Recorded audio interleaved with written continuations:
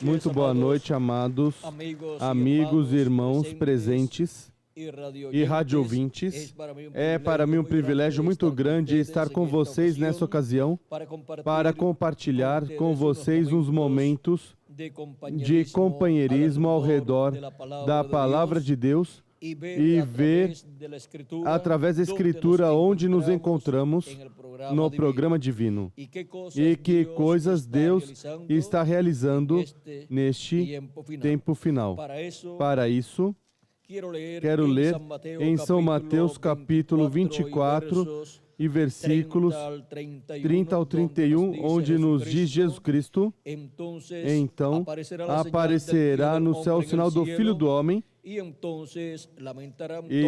todas as tribos da terra se lamentarão e verão o Filho do Homem vindo sobre as nuvens do céu com poder e grande glória.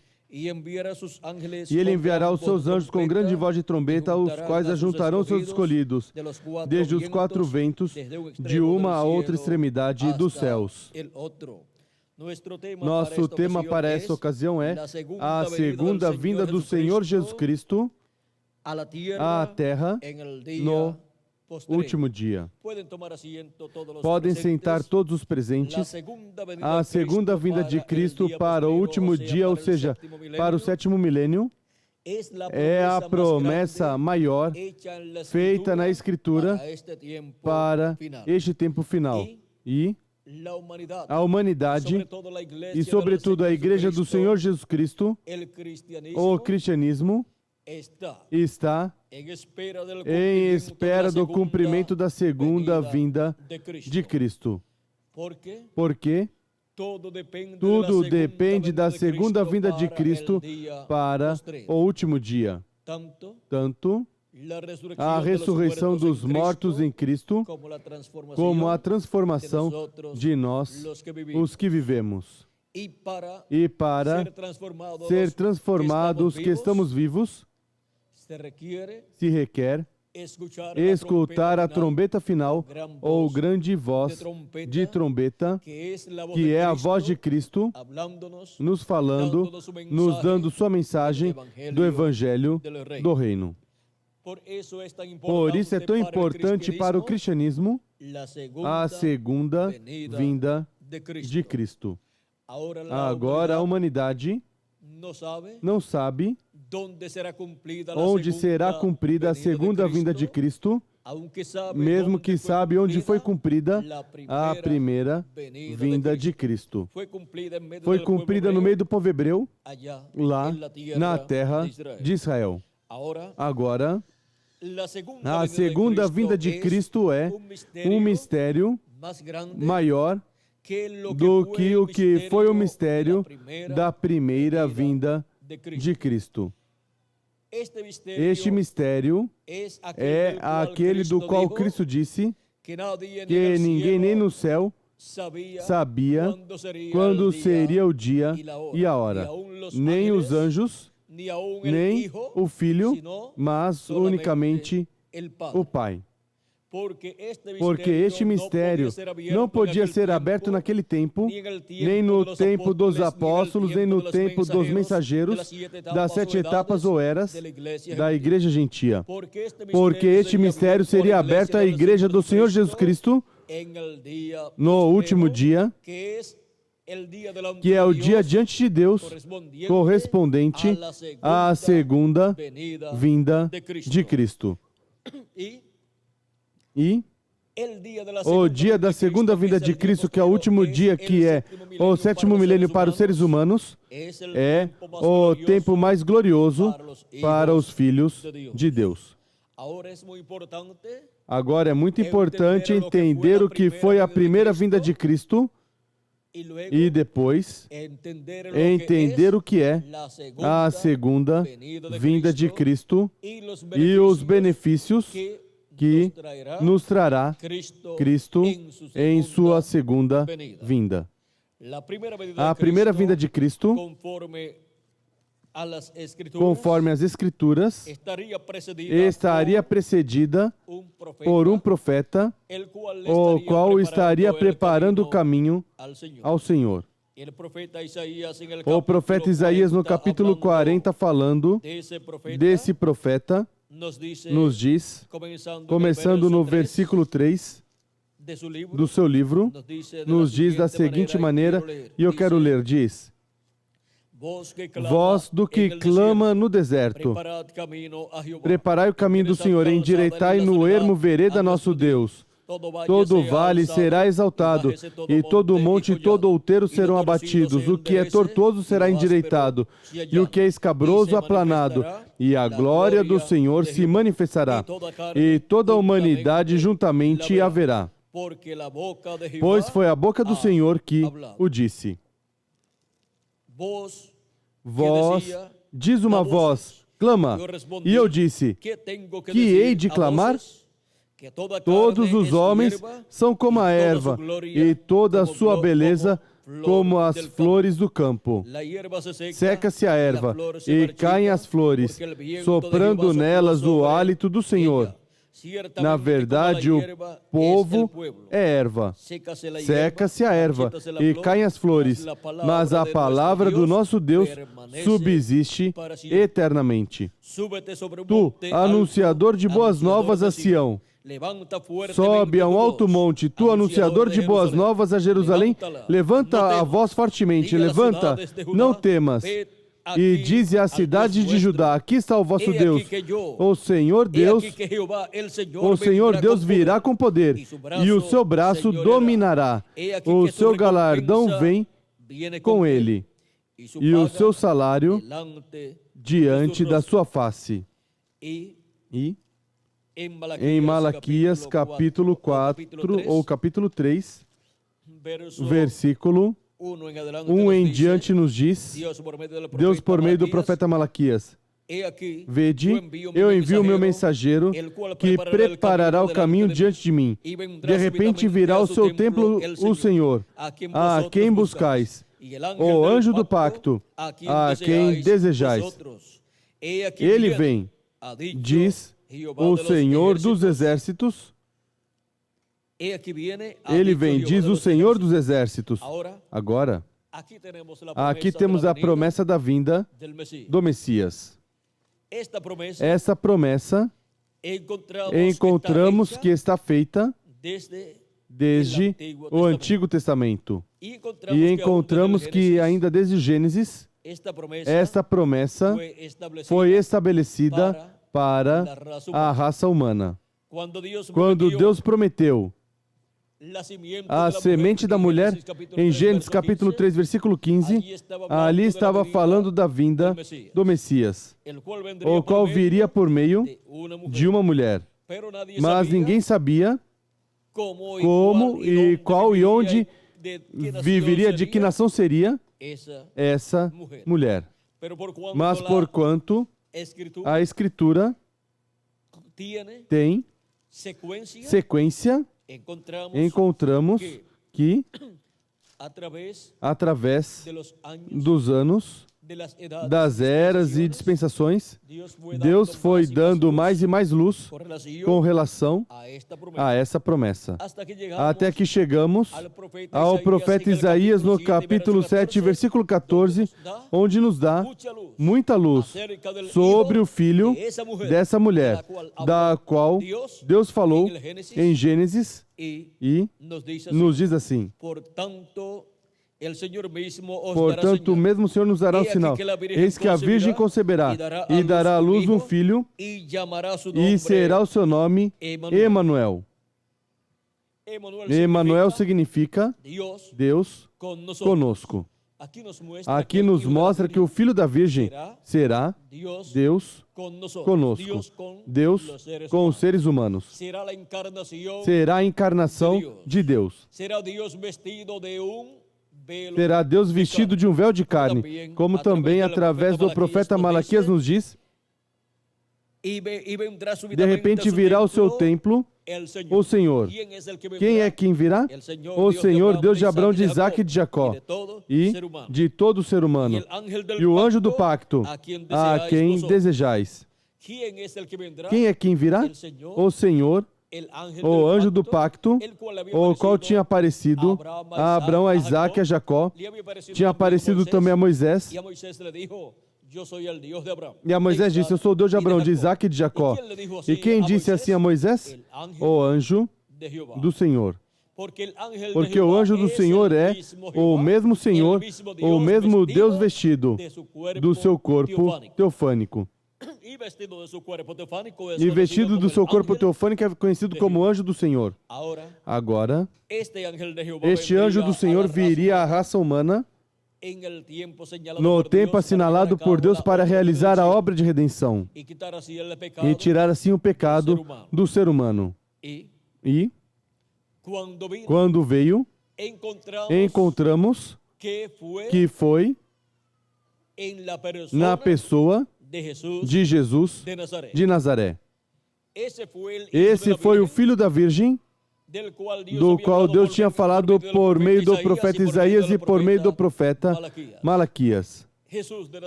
Jesus de Nazaré era nada menos que o anjo do Senhor, o anjo do pacto, que é o mesmo Deus vestido de carne humana. Nada menos que Emanuel, que traduzido é Deus conosco. Para quê? Para tirar o pecado do mundo.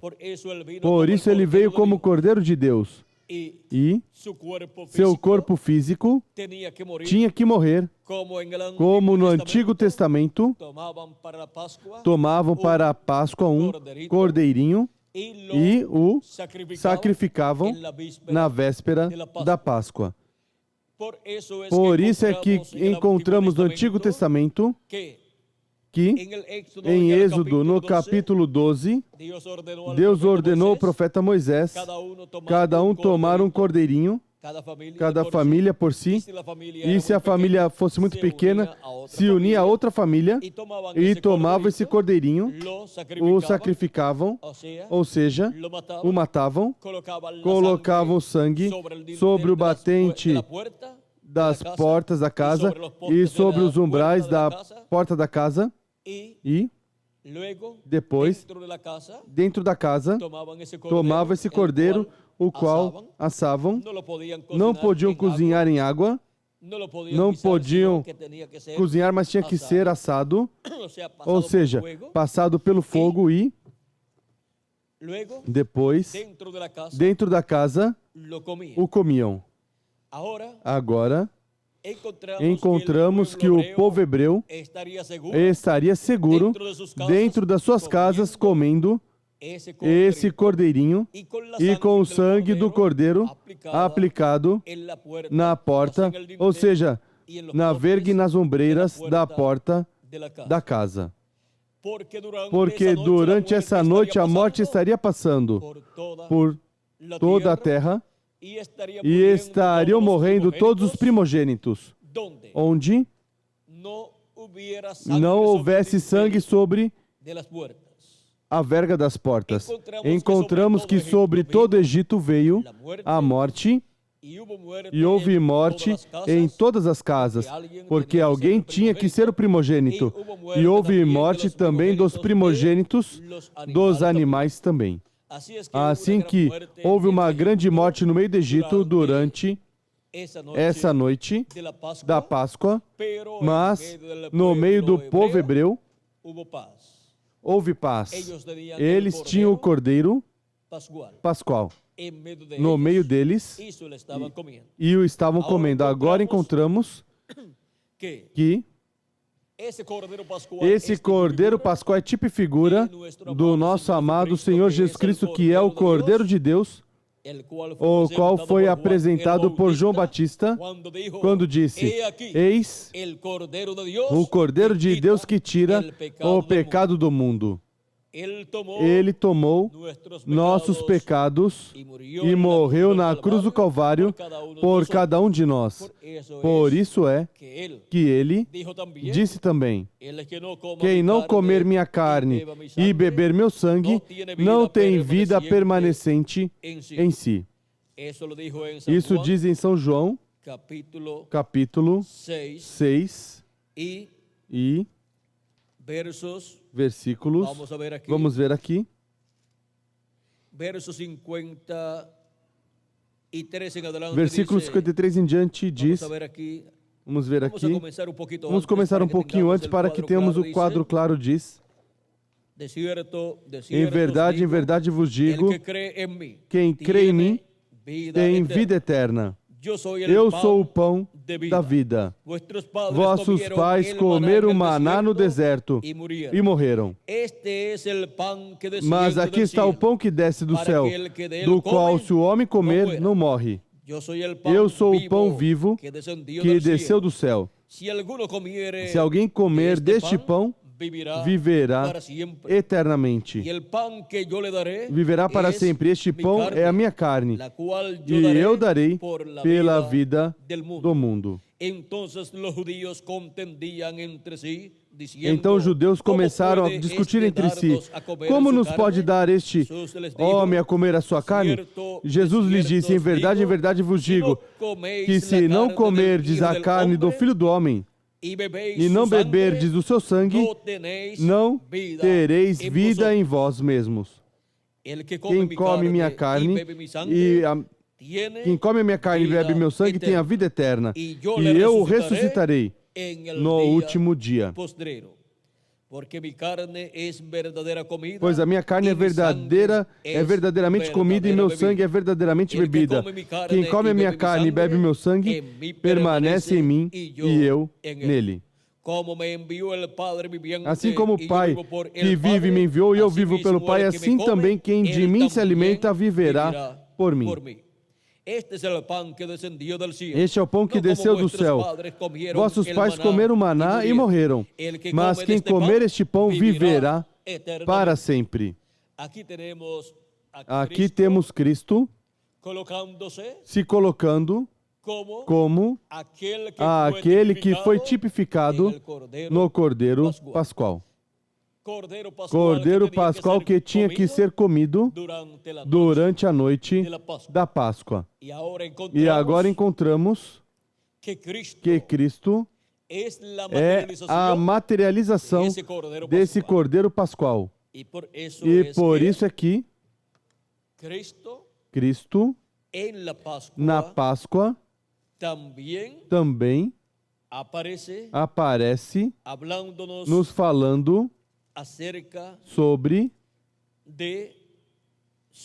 o seu corpo, ou seja, sua carne e seu sangue, ali na última ceia, onde ele nos diz, no capítulo 26 e versículo 26 ao 29, enquanto comiam, Jesus tomou o pão e, abençoando, partiu e deu aos seus discípulos e disse, tomai, comei, isto é meu corpo. Então ele tomou o cálice e, tendo dado graças, deu aos discípulos, dizendo, bebei dele todos. Isto é o meu sangue, o sangue do novo pacto, que é derramado por muitos, para a remissão de pecados. Agora podemos ver que na Santa Ceia, esta última ceia, Cristo está representando seu corpo, ou seja, sua carne, no pão e seu sangue no vinho. O vinho é tipo do sangue de Cristo e o pão é tipo do corpo, ou seja, a carne de Jesus Cristo. E aqui podemos ver como Cristo deu aos seus discípulos pão e vinho. Tipo de si mesmo, o qual ele na cruz do Calvário realizou, morrendo na cruz do Calvário para nos dar sua carne e seu sangue para a remissão dos nossos pecados. E depois encontramos que na cruz do Calvário se materializou o que estava tipificado no Cordeiro Pascual do Antigo Testamento para depois se efetuar a saída do povo hebreu da escravidão no Egito conforme a como Deus tinha prometido ao profeta e patriarca Abraão, o qual cumpriu por meio de Moisés, o profeta da dispensação da lei.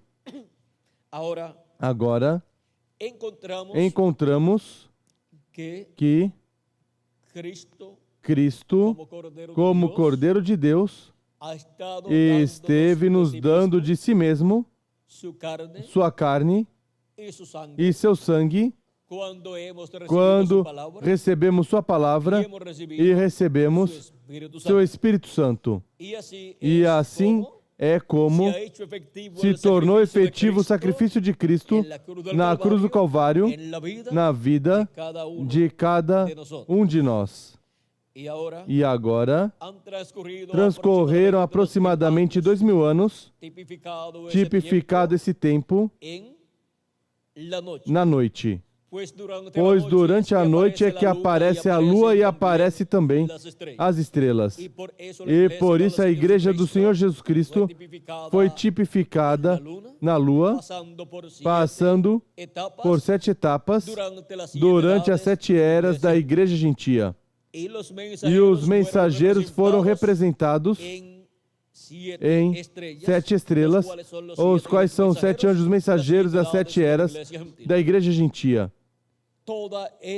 Todo esse trabalho, representado na lua e nas estrelas, e na noite, pertence a esses 2000 anos que transcorreram.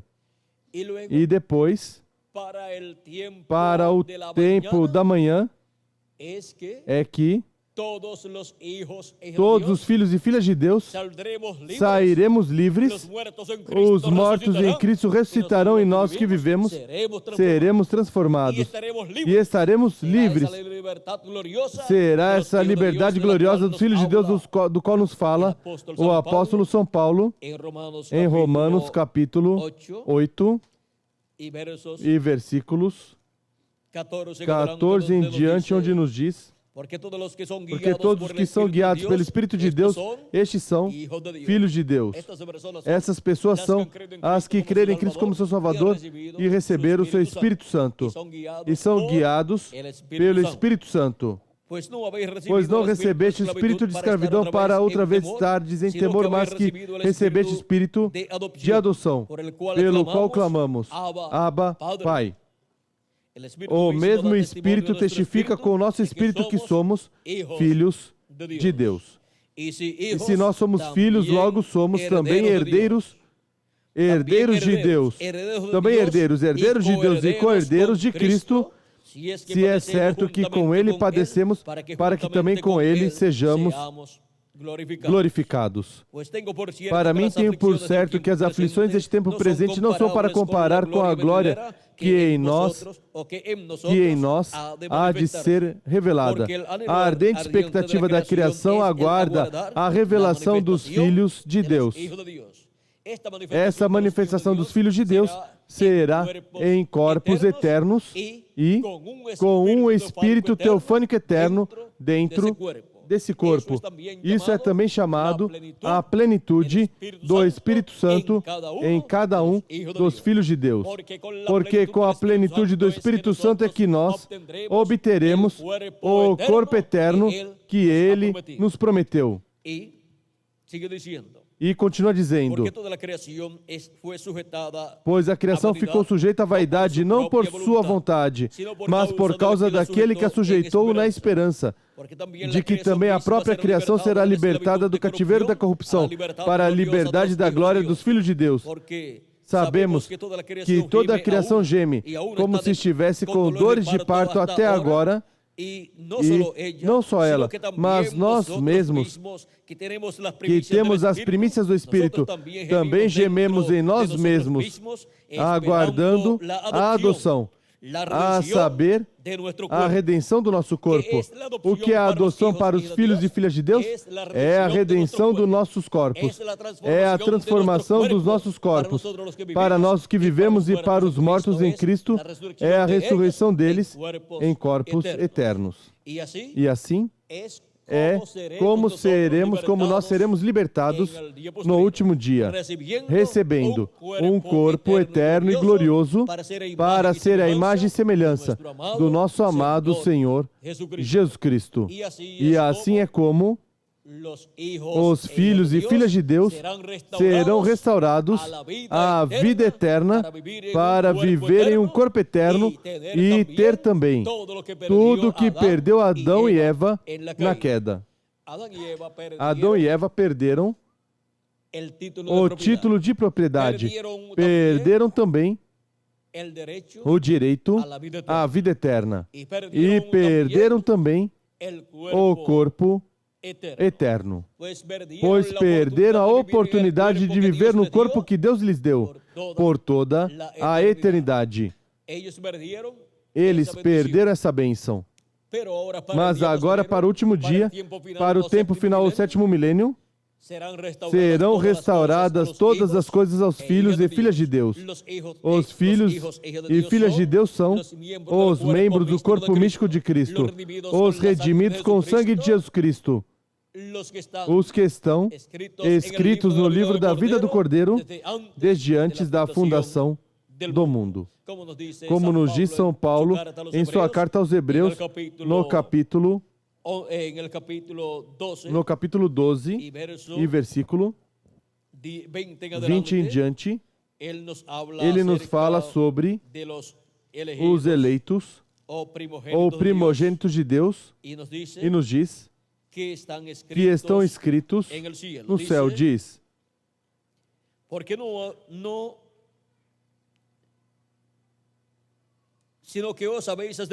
mas tendes chegado ao Monte Sião, e à cidade do Deus vivo, a Jerusalém celestial, e aos muitos milhares de anjos, a universal assembleia e igreja dos primogênitos inscritos nos céus. Os primogênitos de Deus, que são os escolhidos de Deus, os filhos e filhas de Deus, tipificados no trigo, têm seus nomes escritos no céu, no livro da vida do Cordeiro. E por eles Cristo morreu na cruz do Calvário. Agora podemos ver que essas pessoas, no tempo que lhes corresponde viver aqui na terra, escutam a pregação do Evangelho e creem em Jesus Cristo como seu Salvador, e o recebem como seu Salvador, e recebem também o Espírito de Jesus Cristo. E assim é como o que foi representado no Cordeiro Pascual se converte numa realidade na vida de cada primogênito de Deus, cada escolhido de Deus. E assim é como, de era em era, foi se formando a igreja do Senhor Jesus Cristo à medida que vão sendo chamados e juntados no corpo místico do Senhor Jesus Cristo. E para o último dia, estes primogênitos escritos no céu no livro da vida do Cordeiro têm a promessa de uma liberação, ou seja, têm a promessa de um êxodo, como aconteceu no tempo de Moisés. Aquele êxodo é tipo e figura do êxodo do último dia, do êxodo para regressar à terra prometida, do novo corpo que Deus prometeu para cada filho e filha de Deus. Para assim, todas as coisas serem restauradas aos escolhidos de Deus, aos filhos e filhas de Deus. E para se realizar todo este programa divino no último dia, encontramos que assim como Deus apareceu ao profeta Moisés naquela coluna de fogo ou chama de fogo sobre uma árvore e falou e disse: eu sou o Deus de Abraão, de Isaque e de Jacó, e revelou o propósito da sua vinda e disse que tinha escutado o clamor do seu povo Israel e tinha descido para livrá-los, para libertá-los, e disse a Moisés: vai ao Egito para que tires o meu povo Israel do Egito, e eu estarei contigo. E eu colocarei minha palavra em tua boca, e tu falarás o que eu te mandar. Vejam vocês a comissão que Moisés recebeu para a liberação do povo hebreu. E para o último dia, o ministério de Moisés estará na terra pela segunda vez para a liberação, não dos servos de Deus, mas dos filhos e filhas de Deus, para a liberação dos escolhidos de Deus, dos membros do corpo místico de Cristo, os quais ressuscitarão em corpos eternos, os que partiram e nós, os que vivemos, seremos transformados. Para isso, o ministério de Moisés estará aqui na terra por segunda vez no último dia. E terá a comissão de trazer a mensagem do Evangelho do Reino para a liberação dos filhos e filhas de Deus. Recordem vocês que Deus disse ao profeta Moisés: deixe-me destruir este povo e eu te colocarei sobre outro povo maior. Que outro povo maior pode existir do que a igreja do Senhor Jesus Cristo? A igreja do Senhor Jesus Cristo é um povo maior que o povo hebreu. A igreja do Senhor Jesus Cristo é o povo dos escolhidos de Deus, dos filhos e filhas de Deus. E o povo hebreu é o povo dos servos de Deus. E o que é maior diante da presença de Deus? Um filho ou um servo? Um filho é maior. Portanto, o ministério de Moisés está prometido para ser colocado no meio de um povo maior, no meio da igreja do Senhor Jesus Cristo, no último dia. E depois irá no meio da igreja do Senhor Jesus Cristo, quando tiver se realizado o programa divino correspondente ao último dia no meio da igreja do Senhor Jesus Cristo, depois irá o povo hebreu esse ministério com a mensagem do Evangelho do Reino, ou seja, com a mensagem da segunda vinda de Cristo como leão da tribo de Judá, como Rei dos Reis e Senhor dos Senhores em sua obra de reclamação. É muito importante entender que a primeira vinda de Cristo foi como Cordeiro de Deus para tirar o pecado do mundo, mas a segunda vinda de Cristo é como leão da tribo de Judá, como Rei dos Reis e Senhor dos Senhores em sua obra de reclamação, para reclamar tudo que ele redimiu com o seu sangue precioso, para reclamar todos os seus escolhidos, os que partiram, os que já partiram e os que estão vivos, e para reclamar tudo aquilo ao qual ele tem direito, no qual inclui também o povo hebreu e também inclui o trono de Davi, para restaurar o trono de Davi e o reino de Davi, e assim restaurar o reino de Deus neste planeta Terra no meio do povo hebreu, e reinar sobre o povo hebreu e depois sobre toda a humanidade. Essa promessa temos em São Lucas, capítulo 1, e vejamos aqui versículos 30 em diante, São Lucas capítulo 1, diz o arcanjo Gabriel à Virgem Maria. Então o anjo disse: Maria, não temas, porque achaste graça diante de Deus, conceberás e darás à luz um filho.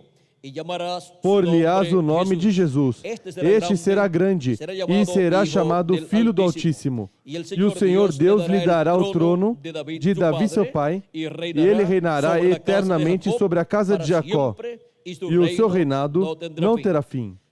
Aqui temos a promessa da restauração do reino e trono de Davi sobre o povo hebreu. E isto será por meio de Jesus Cristo, o qual, para a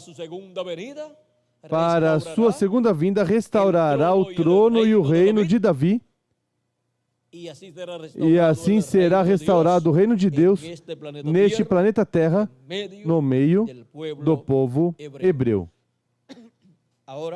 Agora, encontramos que Jesus Cristo, nosso amado Salvador, por meio da obra realizada na cruz do Calvário, pagou o preço para a restauração de todas as coisas, para a restauração dos filhos de Deus à vida eterna com o corpo eterno e também com o espírito teofânico eterno, e para a restauração do trono de Davi. e do reino de Davi sobre o povo hebreu e sobre o planeta Terra completo. Porque como filho de Davi, Cristo obtém o direito do trono de Davi para sentar-se no trono de Davi como Rei dos Reis e Senhor dos Senhores. E com ele se sentará em seu trono o vencedor. Diz Apocalipse capítulo 3, versículo 21, ao que vencer, eu lhe darei a sentar-se comigo no meu trono, assim como eu venci e me sentei com meu Pai no seu trono. Para o último dia, para o tempo da vinda do Filho do Homem, para o tempo da vinda de Cristo, estará o vencedor, o servo fiel e prudente, dando alimento a tempo aos escolhidos de Deus, ou seja, aos membros do corpo místico de Cristo. E onde estará? Na casa de Deus, na igreja do Senhor Jesus Cristo. Estará dando alimento espiritual da segunda vinda de Cristo, como leão da tribo de Judá, como Rei dos Reis e Senhor dos Senhores, em sua obra de reclamação. Esse é o alimento espiritual para todos os filhos e filhas de Deus que estarão vivendo neste último dia. Ou seja, que a mensagem para os filhos e filhas de Deus é a segunda vinda de Cristo como leão da tribo de Judá. Porque na segunda vinda de Cristo descansa todo o programa divino correspondente ao último dia. Assim que podemos ver que para esse último dia no qual nós vivemos, há grandes promessas, há grandes profecias que têm que ser cumpridas. E à medida que vão sendo cumpridas, vão se realizando o programa de Deus correspondente a este último dia.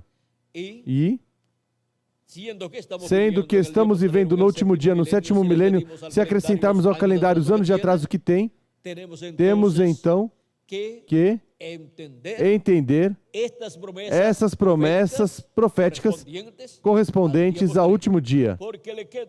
Porque de que vale uma pessoa viver no tempo do cumprimento das promessas divinas se não pode ver, se não pode entender? De que valeu? Aos que viveram no dia de Jesus, viver no dia de Jesus e não ver, não entender a primeira vinda de Cristo, não ver que aquele jovem chamado Jesus de Nazaré era o Messias, o Rei de Israel, aos que não puderam ver como Rei de Israel, como Messias, como Cristo, de nada serviu viver nessa terra em um tempo tão glorioso como o tempo da primeira vinda de Cristo. E assim é para o nosso tempo. De nada serve a uma pessoa viver nesse tempo tão glorioso se não pode ver o cumprimento de cada uma das promessas divinas correspondentes a este tempo final. E de nada servirá a muitas pessoas viverem no último dia se não podem ver no último dia o cumprimento da segunda vinda de Cristo como leão da tribo de Judá, como Rei dos Reis e Senhor dos Senhores, em sua obra de reclamação. Algumas pessoas não percebem que a primeira vinda de Cristo esteve sobre a terra cumprida por 33 anos, e em 33 anos encontramos que somente um grupo pequeno percebeu o cumprimento da primeira vinda de Cristo. E a obra cúpula, topo de Cristo em sua primeira vinda foi o que para muitos era uma derrota que Jesus Cristo estava sofrendo. Aparentemente estava sofrendo uma derrota na cruz do Calvário, mas não estava sofrendo uma derrota. Ele estava ali morrendo por cada um de nós, porque tinha tomado nossos pecados e por isso se tornou mortal, para que cada um de nós pudéssemos viver eternamente. E todos pensavam que já tinha terminado tudo quando Jesus Cristo morreu, mas ele morreu sexta-feira, ele morreu na véspera da Páscoa e depois esteve no sepulcro durante a noite da sexta-feira e durante a noite do sábado. Mas já no domingo pela manhã, o encontramos ressuscitado. Durante o tempo em que esteve o seu corpo no túmulo, ele passou ao inferno, onde tinha que ir cada um dos seres humanos. Cada um de nós tínhamos que ir ao inferno por causa dos nossos pecados, mas como ele tomou nossos pecados, pois lhe correspondeu ir ao inferno. E ali pregou as almas encarceradas que foram desobedientes no tempo de Noé, nos diz o apóstolo São Pedro, em sua primeira carta. Vamos ver, para que tenhamos o quadro claro dessas coisas das quais estamos falando. Nos diz, no capítulo 3 de 1 de Pedro, versículo 18 em diante, diz: Pois Cristo padeceu uma única vez pelos pecados, o justo pelos injustos, para levar-nos a Deus. Ele, na verdade, foi morto na carne, mas vivificado pelo Espírito. Ou seja, que o que morreu foi o corpo de carne, mas Cristo em si, seu Espírito não morreu, nem sua alma. Mas diz, no qual também foi e pregou aos espíritos em prisão. Foi o quê? Ele foi em espírito, em seu corpo teofânico, e lhes pregou as almas em prisão. Quem eram essas almas em prisão que estavam lá no inferno? Diz, os que em outro tempo desobedeceram, quando a longanimidade de Deus esperava nos dias de Noé, enquanto se preparava a arca, nela poucas, isto é, 8 almas se salvaram através da água. Encontramos que no tempo de Noé, aquela geração tinha chegado ao seu final. Ali estava presente um profeta dispensacional com a revelação divina das coisas que iam acontecer àquela geração. Lhes revelou que aquela geração seria destruída com um dilúvio. O juízo divino viria na forma de um dilúvio e destruiria a raça humana. Mas Deus revelou a Noé uma forma para escapar do juízo divino que viria. E a Enoque, Deus levou antes de vir o juízo divino do dilúvio. O levou para não ver morte, tipo e figura dos escolhidos, que serão transformados e raptados antes de começar o juízo divino da grande tribulação. Agora, para o tempo de Noé, houve muitas religiões, houve muitas formas de crer em Deus e houve muitas pessoas muito religiosas, muito boas. Mas a revelação divina do programa de Deus a tinha o profeta Noé. E não importava a forma que tivesse, que uma pessoa tivesse, se não fosse a forma correta, a qual era de acordo à forma em que Noé cria em Deus e adorava a Deus e servia a Deus e cria em Deus. Toda outra forma estava equivocada. E o juízo do dilúvio que os destruiu, aos que não criam como Noé, dá testemunho de que estavam equivocados. E agora, muitas pessoas olhavam o profeta Noé e escutavam sua mensagem e podiam dizer: isto é inconcebível à mente humana, que Deus, sendo amor, vá destruir a raça humana. Mas Deus disse que iria destruir. E quem poderá dizer a Deus que não pode fazer? É que não vem o outro lado da moeda que diz que Deus é fogo consumidor. E encontramos Noé pregando que vem o dilúvio. Tinha uns 500 anos quando começou a pregá-lo, e quando tem 600 anos, veio o dilúvio. Mas para esse tempo já Noé tinha construído uma arca, a qual Deus tinha mostrado. Deus mostrou o plano da arca, mostrou como construir a arca, o tamanho, o material e os pisos, andares que teria e para que seria a arca, onde se salvaria Noé e sua família, e também se salvariam animais e aves e répteis. Agora vejam como Deus não destrói o justo com o injusto. Livrou a Noé e sua família quando destruiu a raça humana naquele tempo, quando destruiu aquela geração. E depois Cristo os visita no inferno, aos que foram desobedientes no tempo de Noé, e o melhor lhes confirma o porquê eles estão no inferno. E lhes mostra que são uns incrédulos, e por incrédulos foram ao inferno.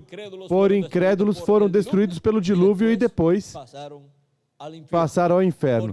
Porque aos incrédulos espera o inferno, que é a quinta dimensão. Agora, podemos ver que depois Cristo passou ao paraíso, onde o estavam esperando também.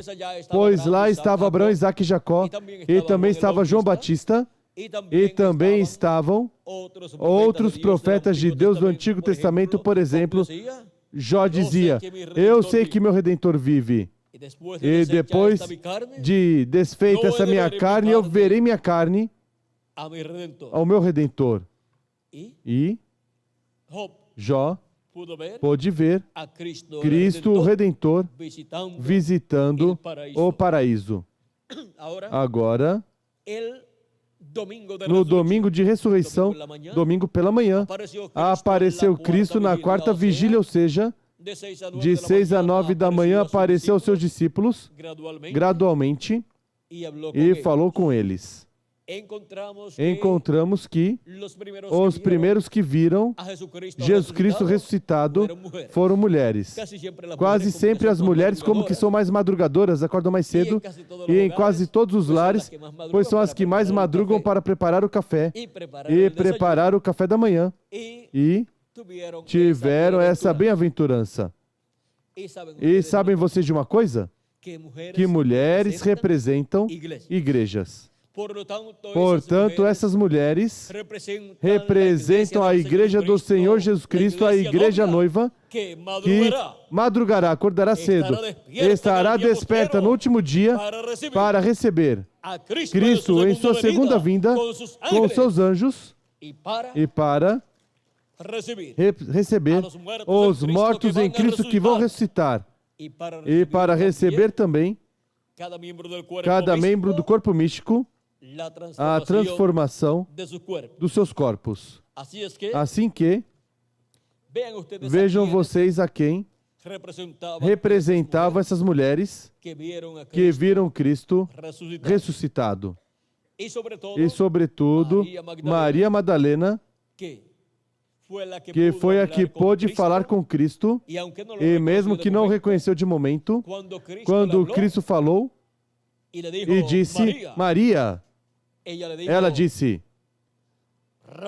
Raboni, que significa mestre. Ela o reconheceu pelo que ele lhe falou. E para o último dia,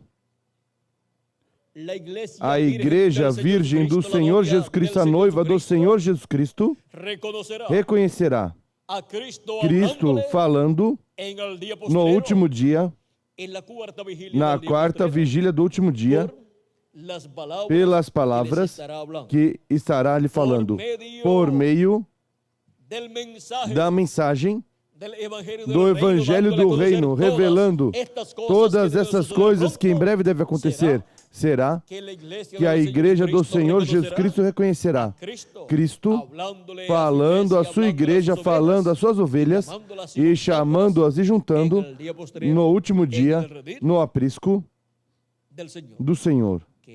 que é sua igreja na era da pedra angular no último dia. E assim como reuniu em sua igreja em cada era os seus escolhidos, no último dia chama e junta seus escolhidos e os reúne em sua igreja na era correspondente ao último dia, que é a era da pedra angular, na dispensação do reino. E assim como 2000 anos atrás estava a raça humana na etapa da primeira vinda de Cristo, no último dia a raça humana estará na etapa da segunda vinda de Cristo. Lá estava a raça humana na primeira vinda de Cristo como Cordeiro de Deus para tirar o pecado do mundo.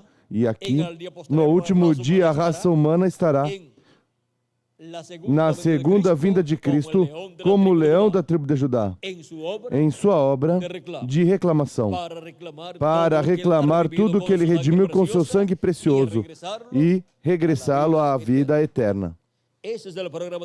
Esse é o programa divino correspondente ao último dia no qual nós estamos vivendo.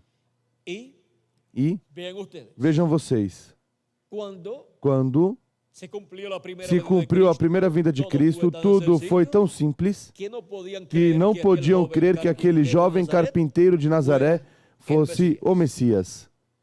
Nenhuma pessoa podia imaginar que aquele simples jovem de Nazaré era o anjo do Senhor, o anjo do pacto. Porque tropeçavam com o véu de carne.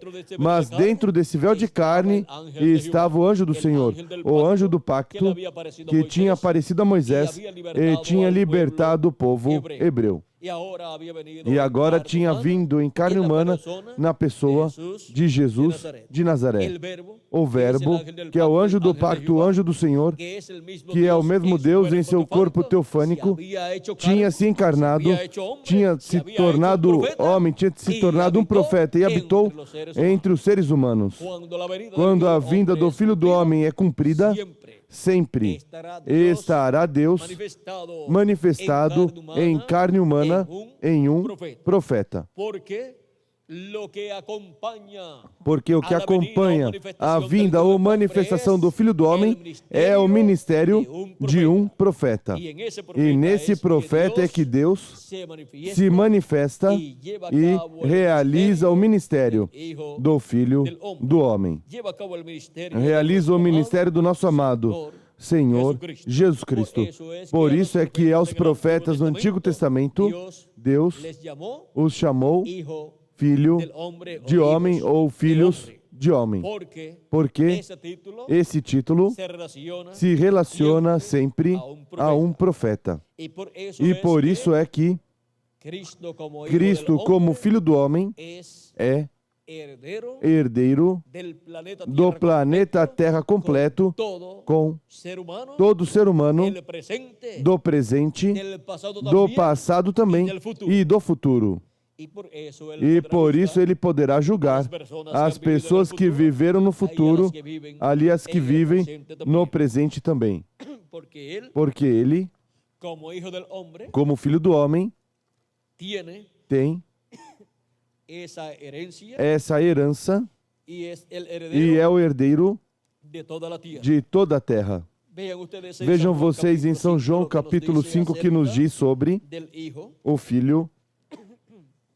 Perdão, capítulo 5, versículo 21 em diante diz, 20 diz, Jesus respondeu-lhes, em verdade vos digo, que o Filho por si mesmo não pode fazer coisa alguma. Ele só pode fazer o que vê o Pai fazendo. Porque tudo o que o Pai faz, o Filho o faz igualmente. Porque o Pai ama o Filho e lhe mostra tudo o que faz. E lhe mostrará maiores obras do que estas, para que vos maravilheis. Assim como o Pai ressuscita e vivifica os mortos, assim também o Filho vivifica aqueles a quem quer. O Pai a ninguém julga, mas deu ao Filho todo o juízo. Quem é quem julgará?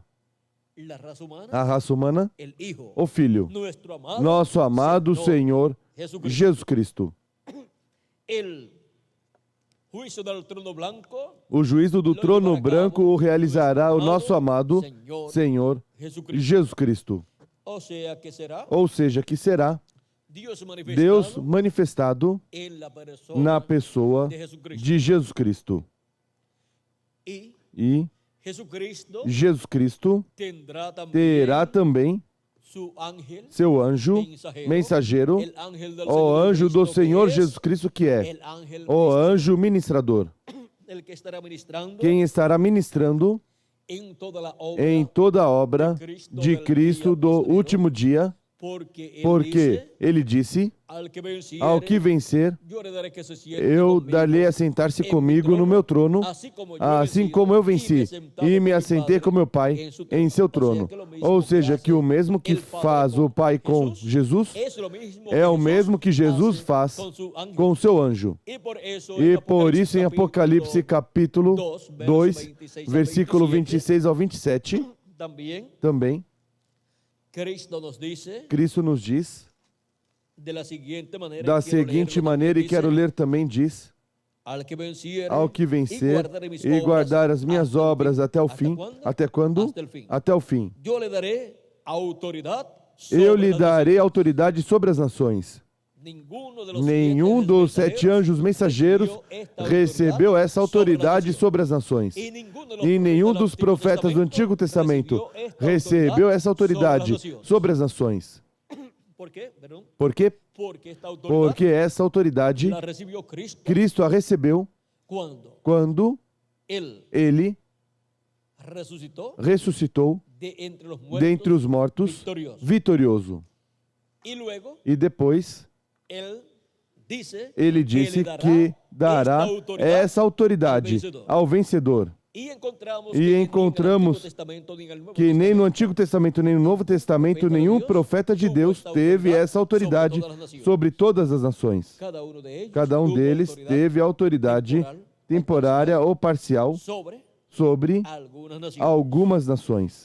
Mas, para o último dia, encontramos no capítulo 11 de Apocalipse, e versículo 3 em diante, onde nos diz: e darei poder às minhas 2 testemunhas, e profetizarão por 1260 dias vestidas de silício. Essas são as 2 oliveiras e os 2 candeeiros que estão diante do Senhor da terra.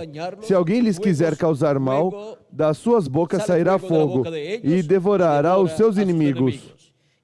Se alguém lhes quiser causar mal, importa que assim seja morto. Estes homens têm poder para fechar o céu para que não chova nos dias da sua profecia. E têm poder sobre as águas para convertê-las em sangue. E para ferir a terra com toda sorte de pragas quantas vezes quiserem. Isso será durante os 3 anos e meio da grande tribulação, onde o juízo divino cairá sobre a terra. E estes ministérios das 2 oliveiras, que são os ministérios de Moisés e Elias, terão esse poder. E esses ministérios estarão no vencedor, que é o servo fiel e prudente, é o anjo do Senhor Jesus Cristo. E, através desses ministérios manifestados no anjo do Senhor Jesus Cristo, será manifestado todo esse poder divino, no cumprimento da promessa de Deus para o último dia. Por isso é que toda a promessa divina correspondente ao último dia será cumprida por meio do ministério correspondente ao último dia, que é o ministério do Espírito Santo através do seu anjo mensageiro, onde toda Escritura deve ser cumprida. Agora, continuamos lendo em Apocalipse capítulo 2, onde nos diz da seguinte maneira, versículo 27, a continuação diz: e com vara de ferro as regerá, quebrando-as como são quebrados os vasos de oleiro, assim como também recebi a autoridade de meu Pai. Vem a mesma autoridade que recebeu do Pai Jesus Cristo, agora a outorga ao vencedor. E o vencedor no último dia, no tempo do fim, já vimos que é o servo fiel e prudente, o anjo do Senhor Jesus Cristo. E diz: lhe darei a estrela resplandecente da manhã. E o que é a estrela resplandecente da manhã? Porque vai dar ao vencedor.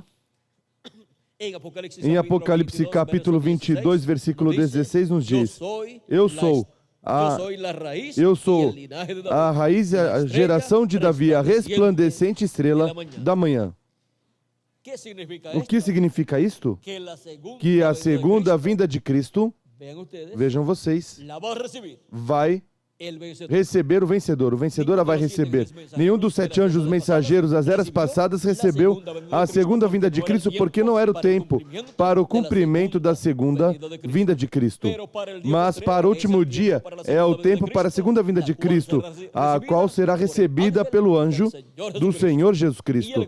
E o grupo que haverá de escolhidos no último dia receberá a bênção do último dia e escutará a mensagem de Jesus Cristo através do seu anjo mensageiro, a mensagem da segunda vinda de Cristo, para dar as boas-vindas a Cristo em sua segunda vinda, como o anjo do Senhor Jesus Cristo também a dará no último dia. Assim que podemos ver essas promessas divinas e como seriam cumpridas no último dia. Vimos que nós estamos vivendo no tempo maior e mais glorioso de todos os tempos.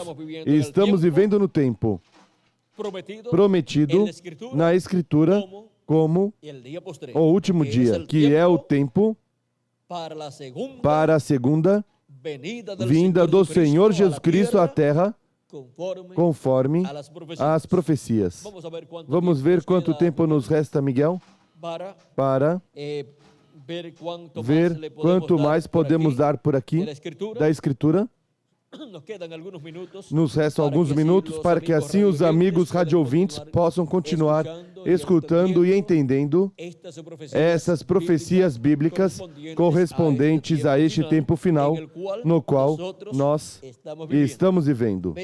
Vejam vocês como para o último dia as pessoas estariam vivendo no tempo da vinda do Filho do Homem. E vejam, aqui em São Mateus, capítulo 24, versículo 37 ao 39, Cristo nos diz: como foi nos dias de Noé, assim será também a vinda do Filho do Homem. Pois assim como nos dias anteriores ao dilúvio comiam, bebiam, casavam e davam-se em casamento até o dia em que Noé entrou na arca. E não perceberam, até que veio o dilúvio e os levou a todos. Assim será também a vinda do Filho do Homem.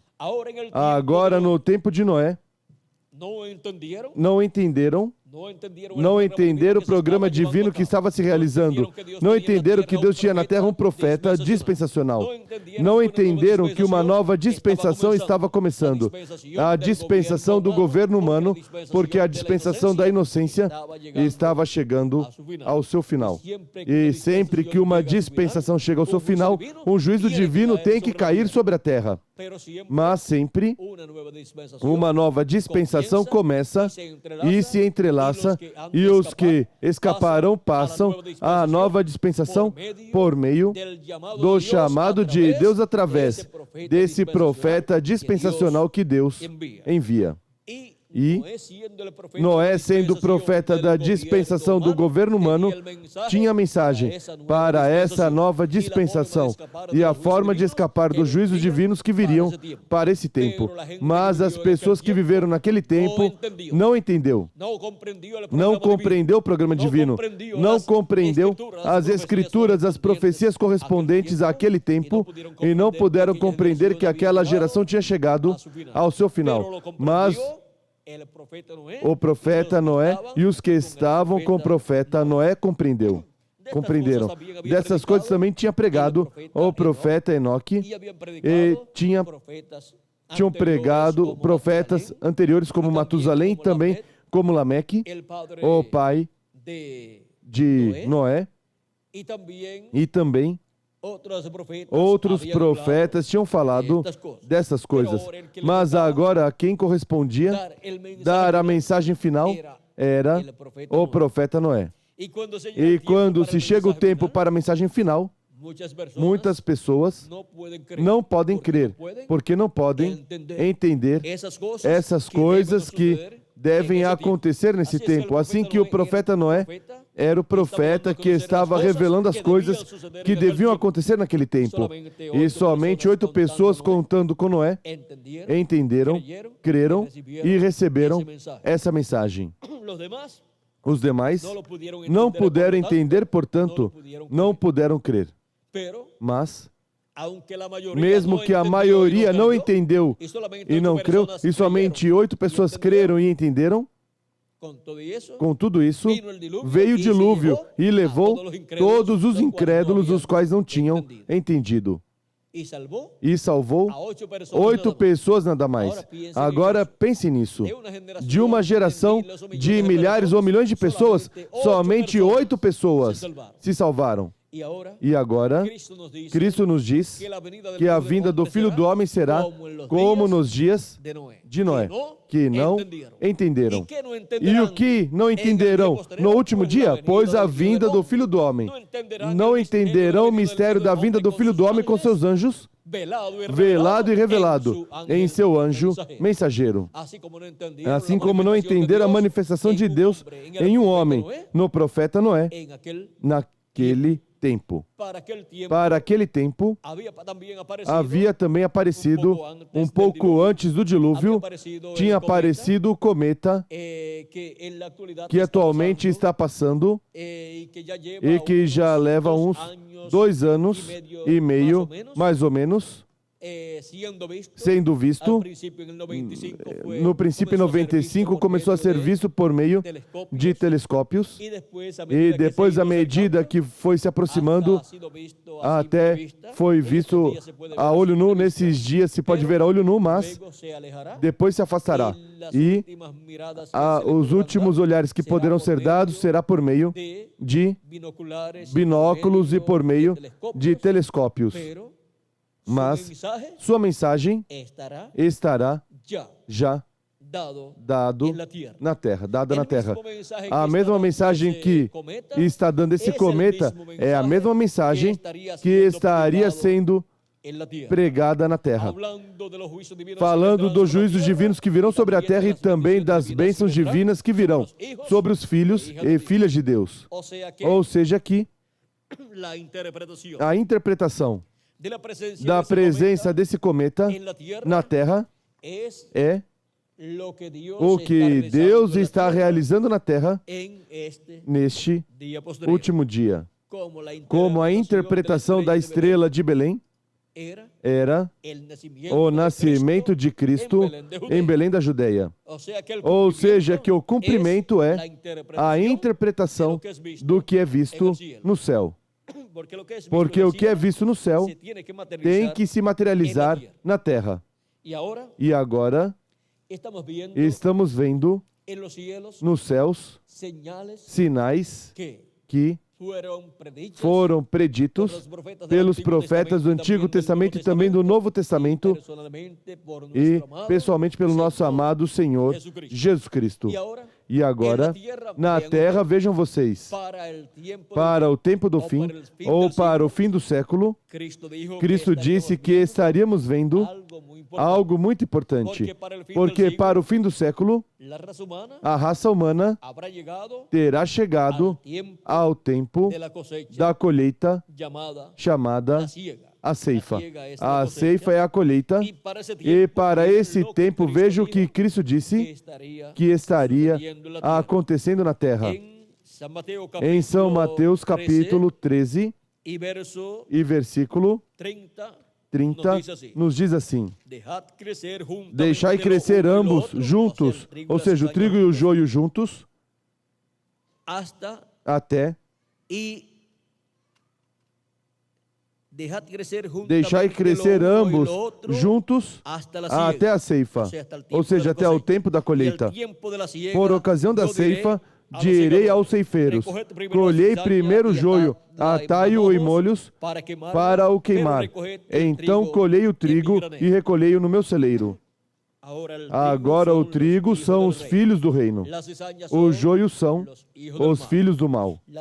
O joio será atado em feixes e será lançado no forno de fogo, onde será o choro e o ranger de dentes, ou seja, que serão lançados à grande tribulação, onde o fogo atômico e o fogo vulcânico e todo outro tipo de fogo será desatado sobre os maus, ou seja, sobre o joio.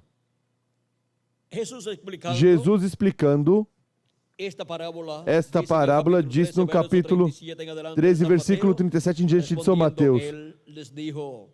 E ele respondeu: o que semeia a boa semente é o Filho do Homem. O campo é o mundo, e a boa semente são os filhos do reino. O joio são os filhos do maligno.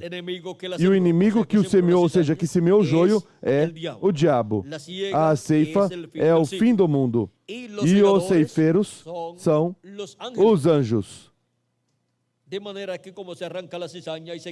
Assim como o joio é colhido e queimado no fogo, assim será na consumação deste mundo. Mandará o Filho do Homem os seus anjos. Para que tempo diz que enviará os seus anjos? Para o tempo da ceifa, da colheita. Para quê? Para recolher o trigo no celeiro e o joio lançá-lo no forno de fogo. E o joio será lançado no forno de fogo, diz. Assim como o joio é colhido e queimado no fogo, assim será na consumação deste mundo. Mandará o Filho do Homem os seus anjos, e eles colherão do seu reino tudo que causa pecado e todos que cometem iniquidade, e lançá-los-ão na fornalha de fogo, onde haverá o pranto e o ranger de dentes. Isso será durante a grande tribulação, que o fogo atômico, vulcânico e todo tipo de fogo queimará o joio. Aí será o choro e o ranger de dentes. Mas para esse tempo não estará sobre a terra o trigo. Para esse tempo não estarão os filhos e filhas de Deus sobre a terra, porque já estarão transformados e raptados e estarão na ceia das bodas do Cordeiro no céu, onde passarão 3 anos e meio desfrutando dessa grande ceia das bodas do Cordeiro, onde estarão recebendo os escolhidos de Deus os galardões por todos os seus trabalhos realizados no reino de Deus. Diz: então os justos resplandecerão como o sol no reino do seu Pai. E quem tem ouvidos para ouvir, ouça. Agora podemos ver o que disse Cristo que estará sendo visto no último dia. Quanto a ministérios, estarão sendo vistos os ministérios do anjo do Senhor Jesus Cristo, que são os ministérios de Moisés e Elias. Os ministérios das 12 oliveiras serão vistos manifestados na terra em carne humana no anjo do Senhor Jesus Cristo, por meio do qual estará nos revelando todas essas coisas que em breve deve acontecer no último dia. Assim como Noé revelou as coisas que iam acontecer em seu tempo, agora o anjo do Senhor Jesus Cristo, que é um profeta dispensacional também, estará revelando aos seres humanos as coisas que hão de acontecer neste último dia. E com essa mensagem serão chamados e juntados todos os escolhidos de Deus e serão preparados para serem transformados no último dia.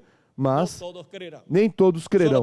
Somente crerão os escolhidos de Deus, somente crerão os que têm seus nomes escritos no livro da vida do Cordeiro, primeiramente. E depois, mais adiante, crerão o resto dos que têm seus nomes escritos no livro da vida, na seção que não é a seção do livro da vida do Cordeiro. E também crerão os 144 mil hebreus que aparecem em Apocalipse capítulo 7, versículo 2 em diante, e em Apocalipse capítulo 14, versículo 1 em diante. E serão chamados e juntados e selados com o selo do Deus vivo em suas testas, pelo anjo do Senhor Jesus Cristo, que é o anjo que vem com o selo do Deus vivo. Esse anjo que vem com o selo do Deus vivo em Apocalipse capítulo 7, versículo 2 em diante, vejam vocês, vem com o Espírito Santo, porque o Espírito Santo é o selo do Deus vivo. E não entristeçais o Espírito Santo de Deus, com o qual fostes selados para o dia da redenção. Nos diz São Paulo em Efésios capítulo 4 e versículo 30. Agora podemos ver o que Cristo prometeu para ser cumprido no último dia. Prometeu a grande colheita ou ceifa do trigo e também do joio. E prometeu o ministério dos seus anjos para este trabalho tão importante do último dia, para a bênção de todos os escolhidos de Deus. Assim que temos que estar conscientes do tempo em que nos correspondeu viver e das coisas que Cristo prometeu realizar neste tempo final, neste último dia no qual já estamos vivendo, se acrescentarmos ao calendário os anos de atraso que tem. Pois um dia diante do Senhor, para os seres humanos, é um período de tempo de 1000 anos, como nos diz São Pedro em sua segunda carta, no capítulo 3, versículo 8, onde nos diz que não podemos ignorar, e não ignoreis que um dia diante do Senhor é como 1000 anos, e 1000 anos como um dia. Vejam aqui, vamos ler, já estamos chegando ao final, capítulo 3 e versículo 8 de 2 de Pedro. Já nos faltam quantos minutos, Miguel? Mas, ó amados, não ignoreis isto, que para com o Senhor um dia é como 1000 anos, e 1000 anos como um dia. Um dia diante de Deus é como 1000 anos dos nossos. Os últimos dias diante de Deus são 3.000 anos, ou 3 milênios, 5º milênio, 6º milênio e 7º milênio. E o último dia diante de Deus é o 7º milênio. E já estamos no 7º milênio, se acrescentarmos ao calendário os anos de atraso que tem. E, consequentemente, estamos no dia do Senhor, no dia da segunda vinda do Senhor Jesus Cristo à Terra, no último dia. Foi para mim, amados amigos e irmãos presentes e radioouvintes, um privilégio grande estar com vocês nessa ocasião, dando testemunho da segunda vinda do Senhor Jesus Cristo à Terra no último dia. Que as bênçãos de Jesus Cristo, anjo do pacto, sejam sobre cada um de vocês e sobre mim também, e em breve todos sejamos transformados e raptados, e que nos abra o entendimento e a alma, o coração, para entender todas essas coisas que em breve deve acontecer neste último dia, que é o tempo assinalado para a segunda vinda de Cristo à Terra, como leão da tribo de Judá, como Rei dos Reis e Senhor dos Senhores em sua obra de reclamação. Muito obrigado por vossa amável atenção, amados amigos e irmãos, e passem todos muito boa tarde. Deixo conosco novamente o reverendo Miguel Bermudes Marim, para que dê os telefones e endereços aos quais vocês poderão escrever ou chamar para obter literatura completamente grátis e para também se reunirem quando desejarem escutar e ver algum vídeo, alguma conferência em vídeo com temas similares a este que escutaram nesta ocasião. Assim que deixo com vocês o reverendo Miguel Bermudes Marim para dar essa informação, para que assim possam telefonar ou escrever. Conosco, Miguel Bermudes Marim.